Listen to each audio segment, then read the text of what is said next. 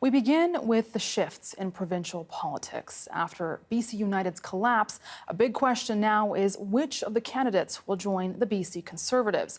Now, earlier, the Conservatives said they aim to pick their 93 candidates today, but there are still many unanswered questions about who will be on that list. And the CBC's Liam Britten has spent today looking for those answers. Liam, what do we know about who's going to make that switch to the Conservatives?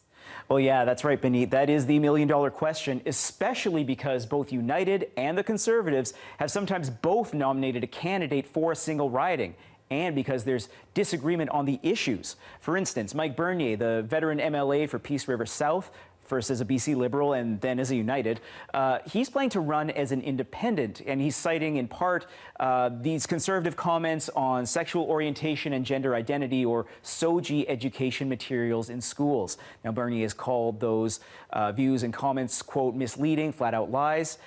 Today, I asked Bernier about what he's heard about his former colleagues, and while he wasn't available for an interview, he said there's, quote, lots of moving parts when it comes to those former caucus members from United.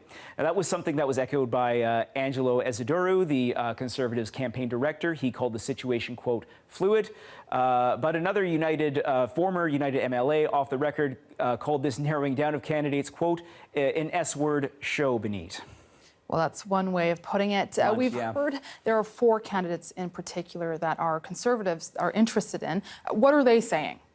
Well, that's right. So those 4 candidates are Peter Millibar from Kamloops North Thompson, Trevor Halford from Surrey White Rock, Ian Payton from Delta South, and Tom Shapitka from Kootenay East. So I've reached out to all 4 of them, didn't hear back from Millibar or Halford. Payton told me in a text, quote, still balls in the air, and he's expecting announcements tomorrow.